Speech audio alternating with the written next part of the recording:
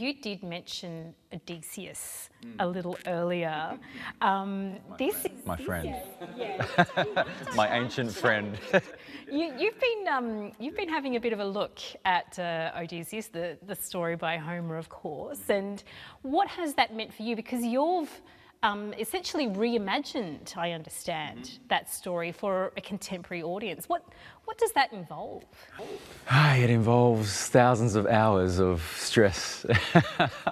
It's been a really incredible process, learning so much about my history and about the Odyssey, and I just spent a week in Athens learning with academics there, deeper knowledge about that text and that story and where it came from and how it was studied in the ancient world, how it was also reinterpreted in the ancient world by artists and poets, how it was performed, how it was toured, when it was first written down, all these things. And so it involves an extreme amount of research, because I don't want to get up there and embody Odysseus as a performer and not know my background and not know him inside out.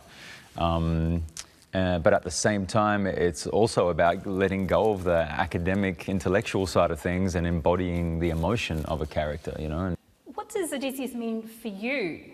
I mean, you're exploring something that taps back into ancient times. What does it mean for you? How long you got? It means so much to me. In a very simple way, it is the lineage of poetry that I find myself being a part of. So it basically tells me that even though when I was at school I hated poetry, no one ever told me that there was this lineage that I could be a part of. And in fact, now going back to Greece recently, I found men and women in the village that, you know, still write poetry. So for one part, it's like evidence that I am meant to be doing what I'm doing.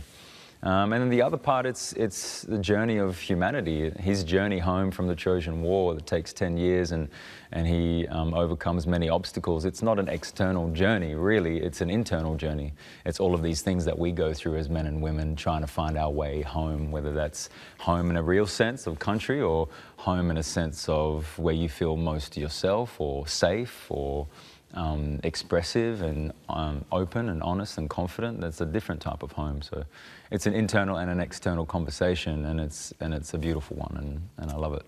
It still is a story for our times, really, isn't it? Totally, and all the metaphors that are in there are still, you know, today really important. For me, his journey from the coastline of Turkey to find safety on a Greek island, it's the same journey that refugees are taking today, and they're also overcoming great obstacles to do it. And yet he's valued as this amazing hero, and often refugees are seen as people that are doing something negative somehow, or that are lying or cheating a system by doing that. And so the metaphors are huge and are really important for us to discuss in today's context.